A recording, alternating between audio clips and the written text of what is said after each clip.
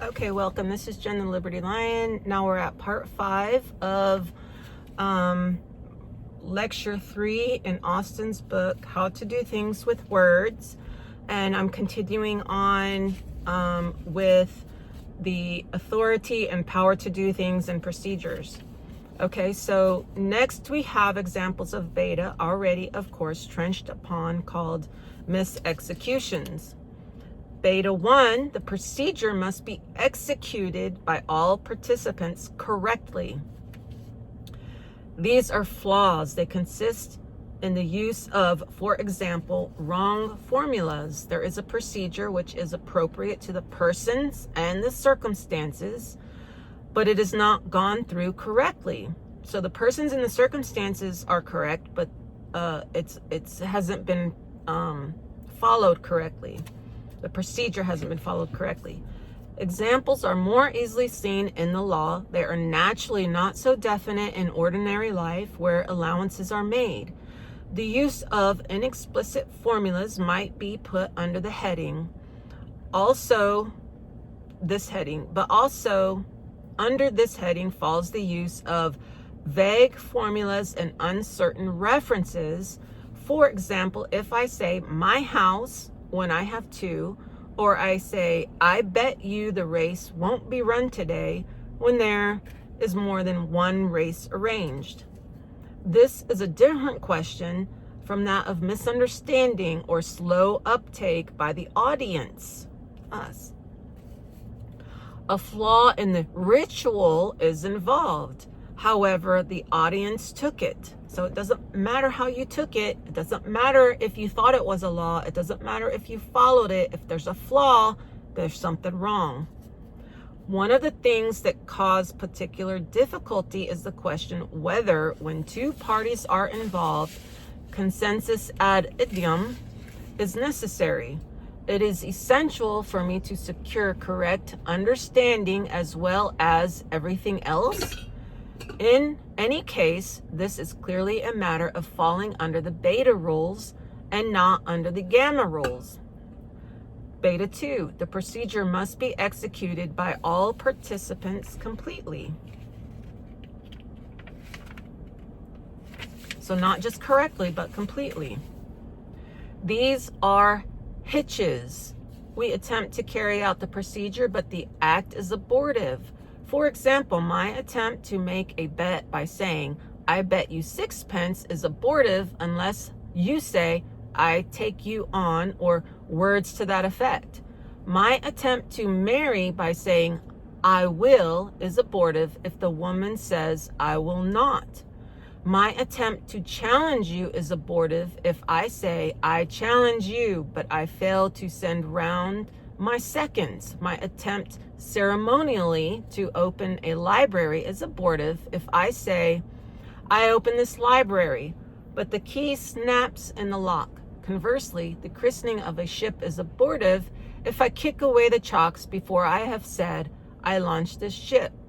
Here again, in ordinary life, a certain laxness in procedure is permitted.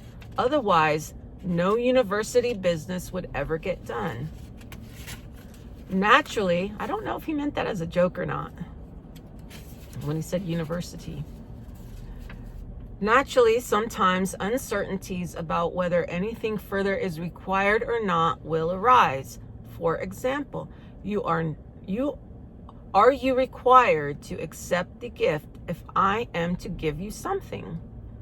So my note is, if you do not accept it, I have given you nothing.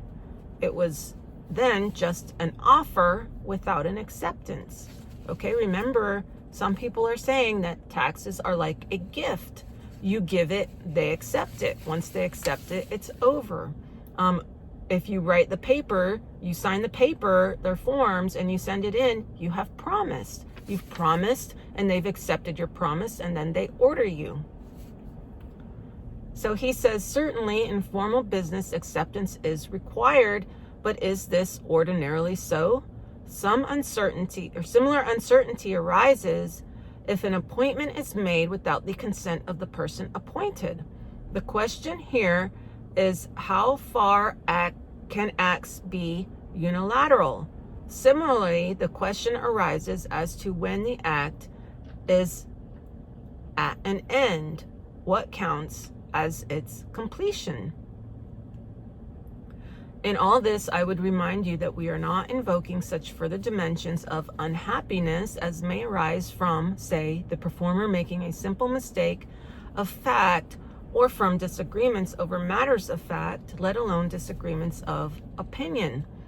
For example, there is no convention that I can promise you to do something to your detriment, thus putting myself under an obligation to you to do it.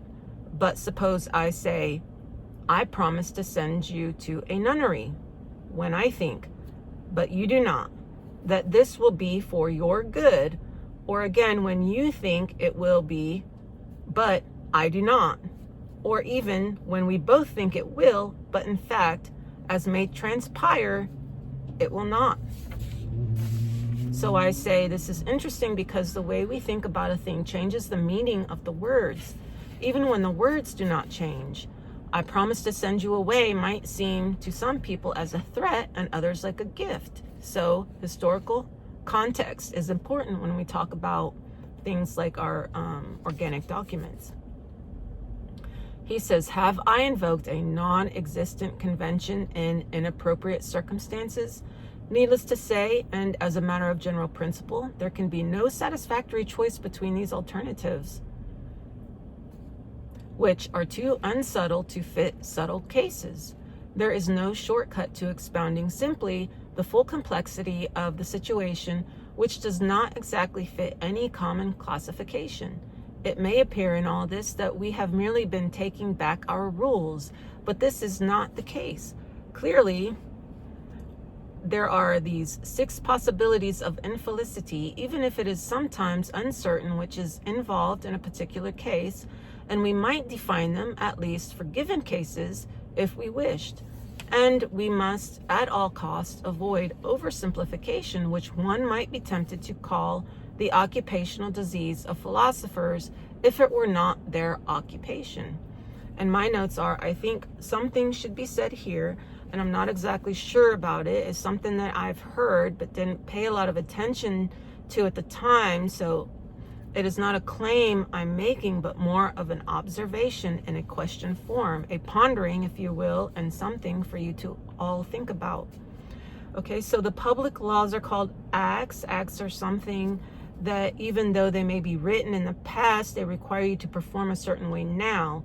So acts, which are laws, are like scripts to which the person or persons they are addressing are required to follow. Every act for every play requires performers. When a person chooses to be a non-player, he must be a non-player in the entire performance. He cannot choose to say, ratify the birth certificate at 16 and then claim not to be a driver. The actor cannot go to work at a corporation and claim he is exempt from taxes, because you're going to that place, that corporation that's doing business with the federal government, and then claim that you're not going to pay taxes. Okay, almost all the things we do today are part of some act. It starts with an obscure thing like a legal name, a birth certificate, and so on, and ends with your death. The acts, which are the so-called laws or legal things, are the various parts of the performances. When we say something, we are doing something. When we do something, we're performing or being a part of a performance. Many acts are simply small parts of a bigger performance. The entire system we live in today is a matrix of various acts that are part of a performance that regulates every aspect of our lives from cradle to grave. That is all the law ever really was. The only difference is the laws were first written. When the laws were first written, they were a little more in harmony with the natural laws, as opposed to today, where they're almost all appear to compel men to perform acts against nature or compel man to act against his own nature. Acts against nature or against man are anciently not laws and not to be performed. The more men choose to go against the acts and not perform, the more harsh the use of force, the more threats, the bigger the punishment. This may be why revolutions are often and historically so violent. No one has no one has a way out of the system, and so one has to fight violently to get out, and the captors fight violently to keep you in. If one man starts a leak, it is like a weak spot in a high pressure pipe. It may be a drip at first, but eventually the pipe will burst and the system collapses. Okay, and then I leave you with the saying on my top of my banner on the top of my page is that if people knew about this stuff, the entire system collapses. Okay, so with that, that's the last of these videos. This is part 5, I guess, of lecture 3 of Austin's How to Do Things with Words. Like, share, subscribe, post comments, questions, answers, anything you like, and I try to at least acknowledge that you've said something in the video or in the comment section. So please try to get this information out, study it, read the book, Austin's How to Do Things with Words. Really good book. I'm doing a lot of other stuff with this information, and we're going to keep moving on from here. I've got a couple more videos I have planning to bring out, and it's going to go along with this stuff that we're learning about the English language and performances. Okay, so with that, I bid you farewell. Have a good day. I'll see you in the next video.